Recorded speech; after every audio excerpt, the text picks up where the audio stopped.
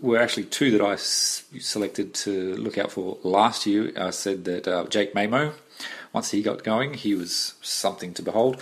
And the other one was Cruz Leeming. Very big rap on this kid. I really think he could go all the way. And yeah, I was very impressed with those three. Dale Ferguson, again, I thought he was very underrated. He's my underrated player of the year.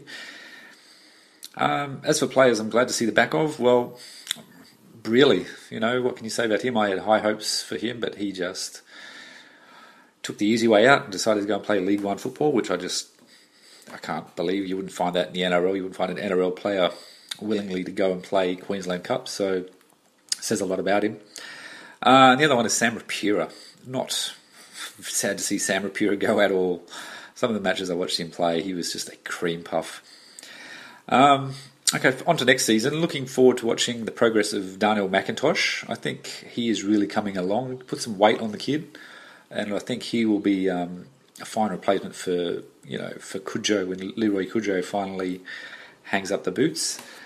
But where I think they'll finish next year, I think it's going to be tough. We haven't really recruited anyone. Danny Bruff's another year older, and I mean he still does have the best kicking game in rugby league in the world.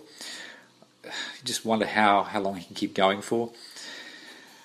Yeah, so the recruitment has not been great. There's no one that really stands out recruitment-wise, so we're going to have to make the most of what we've got this season. As long as Mamo comes back, which is no guarantee. I've heard little rumours that NRL clubs are sniffing about. Then I still think we will be in that 7 to 10 range next year. All right, that's about it for me. Again, just like to say thank you to Mark and Tom and the whole actual Super League pod community. Down here in Australia, it's very hard to get much news on the Super League. So Super League pod and the Twitter followers that it has provide me with most of my info. On to the World Cup, I guess. If there's anyone coming down here for the World Cup, I will be keen for a beer. I'll be heading down to Sydney to watch England and Lebanon, plus a few other games up in Cairns and in Papua New Guinea. So if you're around for those games, hit me up on Twitter and I'll love to have a beer with you. But again, just like to say thank you for 2017. I'll see you next year.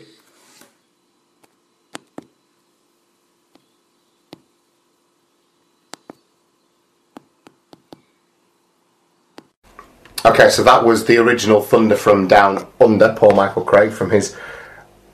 I always get jealous when I see the bits and pieces that he puts up on Twitter of his lifestyle there on the Gold Coast and what have you. It looks like a lovely part of the world to be in. Yeah, people definitely need to get around him if they want to meet up with him at any of the England games, because he's well up for particularly the Sydney game, the Lebanon. Yeah. England-Lebanon game is well up for a meet-up, and he's one of the people we need to drop a message with the Instagram password to. Yes, absolutely. But thank you for your feedback on the season, Paul. Yeah, and Mark W. also got in touch just to say consistently inconsistent. There you go. Yeah, he didn't get a chance to drop a longer review in, but we're going to talk longer about them now, Tom. So what did you sort of note?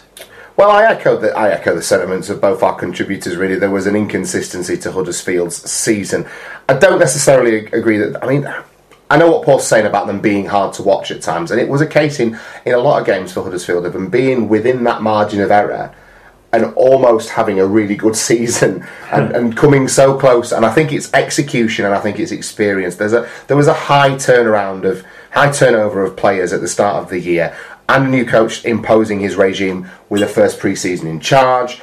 And I think there was a lot of things that needed to happen in order for Huddersfield to have a good season. And I think perhaps this year is a building season if they can keep this group, because there's some good, talented young players that have come into this squad as well. Not just through the academy, with guys coming out of Huddersfield, but also the guys that they've picked up from Bradford, like Alex Mellor and Adam O'Brien, who will be intrinsic to their performance next year. If they can kick on for Huddersfield, that augurs really well for them. Danny Bruff's attitude oftentimes affects how Huddersfield's season is going to go for me, and I think at times he could be acute. You could say he went missing a little bit for them in the wrong. Not went missing. What am I trying to say? When they needed a leader on the field in Danny Bruff, he didn't deliver that. He delivered a gobshite, and I think that's had a negative impact on Huddersfield's season. But I want to talk about some of the positive stuff at Huddersfield, because Huddersfield Giants fans will tell you that there are positives, and Sebika Hihifo for me would be the first name on my Super League team sheet. If I could pick any player in Super League and you would tell me to pick a 13, I would put Spreaker Hihifo will be my first name down. He's an uncompromising, exciting, electric prop forward, and one of, hopefully not going to be a 1 or 2 season wonder, has potential to go and have a really strong Super League career. I'm looking forward to hopefully seeing him play in the World Cup. Other positives for me, Jake Mamo. Mercurial in a lot of senses, not least of which in the fact that we only saw so little of him. Yeah. But what little we did see leads me to believe that if he stays fit next season, Jake Mamo is going to be massive for Huddersfield Giants, because his entrance into the squad and then his eventual departure from it through injury kind of coincided with that period of time where Huddersfield looked good and were winning some games as well. And then when he went away, things started to fall apart a little bit for them. So hopefully, from a Huddersfield Giants point of view, keep the nucleus of that squad together, build on the experience that some of the younger players have had now, and kick on in 2018. Yeah, I think there was some positive. I mean, when Huddersfield were good, they were really good. No side had a higher average margin of victory than Huddersfield. 23.5 points average winning margin for their wins. So that means that when they were winning well. 64, so basically 2/3, let's say, of their wins were by more than 3 scores, so blowout wins when they won. They were able to beat Leeds, Saints and Hull, so that's 3 top 4 sides. Unfortunately, they weren't good very often. They only had 11 wins in total, and only Salford had more blowout losses of the top 8 sides. Crucially, they couldn't win the close games they were in. I think Paul touched on that a little bit. They had no wins by 1 score or less this season, but they did lose 4 games by 6 points or less, and had 3 draws, so they just couldn't win those close games. Statistically, they weren't really the best or worst at anything in the league, really. They were just an average, slightly below average probably, actually, sides, which is where they finished. Yeah. One position they did get better than average play from, like you've just mentioned, was fullback, because particularly Jake Mamo. His 9 games included the Giants' best run of the season. They had 40-point wins over Catalan and Warrington in that spell, before a win over St Helens as well, in which he picked up his season-ending injury, sadly. He made 112 metres per game and had the best try-per-game strike rate of any Super League fullback in 2017. His 56% win rate was the joint best at the Giants for anyone who played more than once for them this year. Right. So, you've got to say a huge well done to him. And I can't leave Huddersfield either without a big stats mention for Spreaker Hihifo, because he was the biggest impact forward in Super League this year.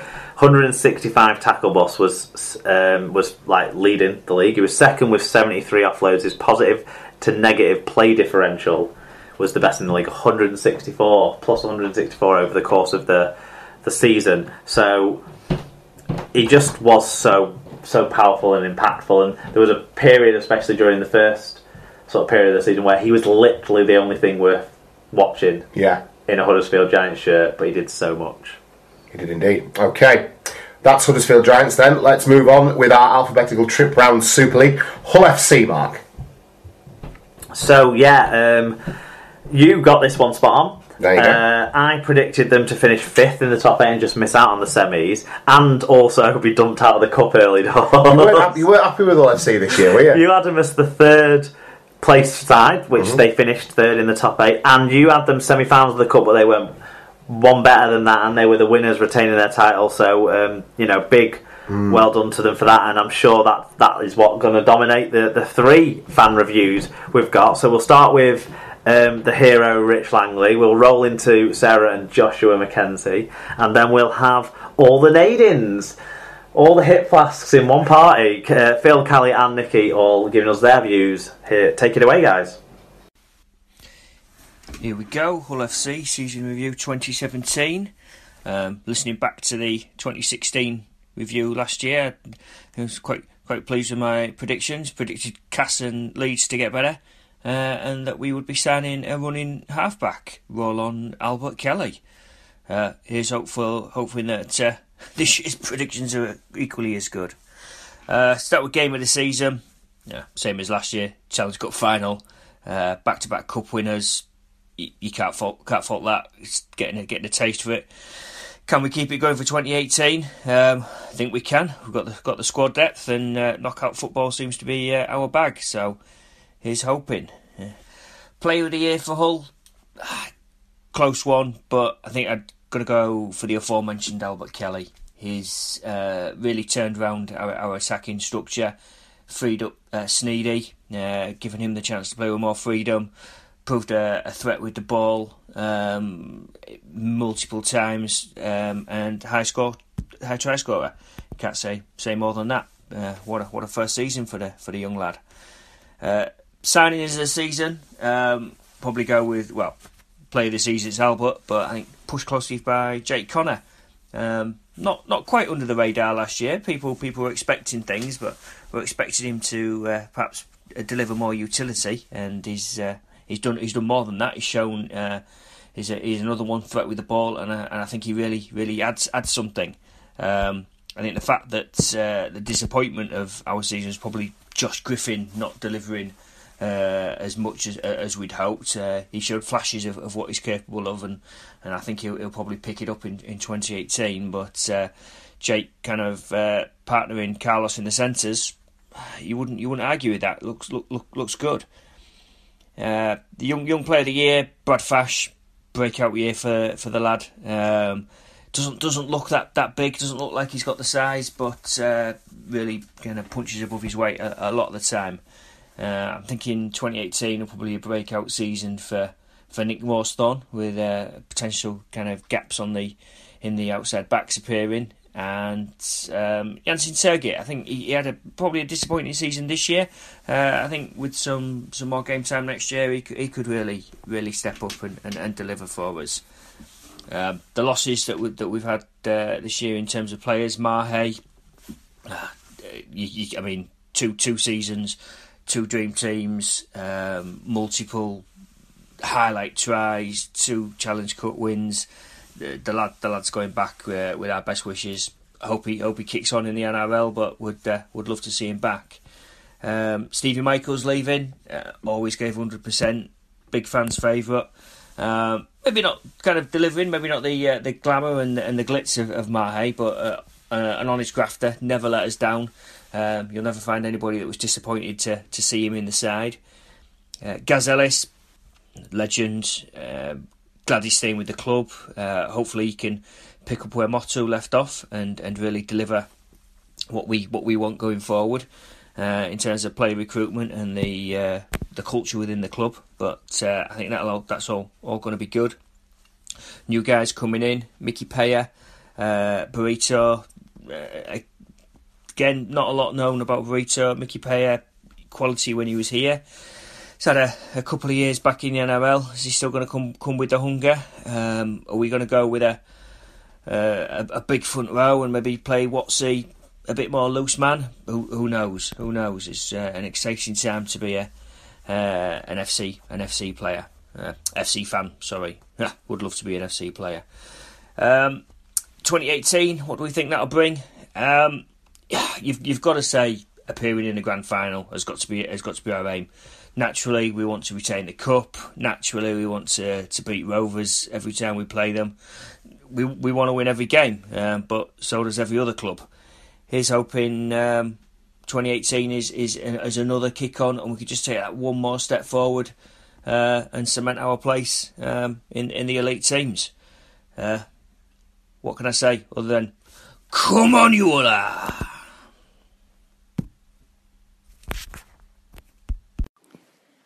Welcome to our Hull FC season review with me, Sarah, and Joshua. After finally winning at Wembley in 2016, we started to believe that it could always be our year to win on that hallowed turf. And although it is a far town to travel to, nonetheless we went marching on together down to London on that glorious summer's afternoon. The cherry and white stood in our way of returning the trophy. With our nails bitten and our breath held, we came up triumphant once again. The rest of the season was a mixed bag, not so much Jekyll and Hyde as angels and devils, red devils to be precise, who made light work of us over the Easter period. Results such as these cost us a more secure position, as it all got very tense at the end of the round 23 when the Saints went marching into the top 4. Rugby league wouldn't be rugby league without some controversy, and so it was when Mr. Hardacre was found to have taken a banned chemic substance. Hey, Jude, my friend pointed out, should he have been allowed to play in the semi-final against Saints? It's an interesting point. In terms of Hull players, Carlos Tumivavi has really upped his game, showing he's definitely a centre and not a standoff. His strong leg drives and his